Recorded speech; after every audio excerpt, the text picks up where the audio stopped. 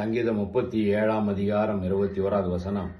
துன்மார்க்கன் கடன் வாங்கி செலுத்தாமல் போகிறான், நீதிமானோ இறங்கி கொடுக்கிறான். ஒரு நடந்த சம்பவத்தை இந்த நாளில் உங்களிடத்துல பகிர்ந்து கொள்ள விரும்புகிறேன். ஸ்ரீலங்கால இலங்கை தேசத்துல குடியிருந்த ஒரு குடும்பம். அந்த வாலிபன், அவனுடைய பெயர் ரஞ்சித், பக்கத்துல வீட்டில் இருந்த சின்ன பிள்ளைகளோடு சேர்ந்து அவன் விளையாடுவான். இந்த ஏழ்மையான குடும்பம் அது விளையாட செல்லும் பொழுது அந்த வீட்டில் இருந்த ஒரு 37.50 இலங்கை ரூபாவை அவன் திருடி கொண்டான். அந்த வீட்டில் இவனுடைய நண்பர்கள் வீடு, 2 மகன்கள் உண்டு, ஃப்ரெண்ட்ஸ் தான். ஆனால் இவன் திருடி கொண்டு வந்து விட்டான். இந்த ரஞ்சித்தின் குடும்பம் இலங்கையிலிருந்து தமிழ்நாட்டுக்கு கோயம்புத்தூருக்கு வந்து விட்டார்கள். இந்த ரஞ்சித் வளருகிறான், வாலிபனாகிறான், ஆண்டவராகிய இயேசுவை ஏற்றுக்கொள்கிறான்.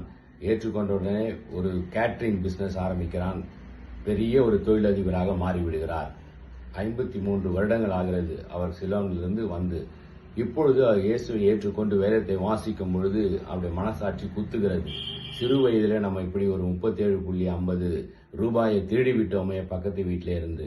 உடனே இங்கிருந்து புறப்பட்டு இலங்கைக்கு தேடி சென்று அந்த குடும்பத்தை சந்திக்கிறார். எல்லாரும் வளர்ந்து விட்டார்கள். 2 மகன்கள், ஒரு மகள் இருக்கிறாங்க. அவர்கள் எல்லாம் சந்தித்தார். சிறு வயதில் நடந்த இந்த சம்பவத்தை அவர்களிடத்தில் சொன்னார்.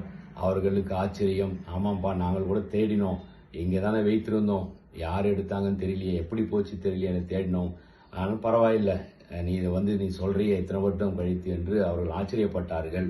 உடனே இந்த மனிதன் தன்னுடைய பேகை திறந்து ஒவ்வொரு பிள்ளைகளிடத்திலும் 70,000 தலா 70,000 திருப்பி கொடுத்தார்.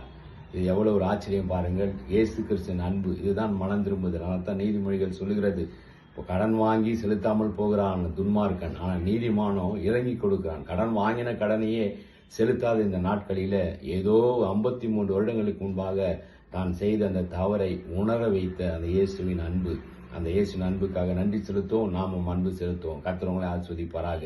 God plus.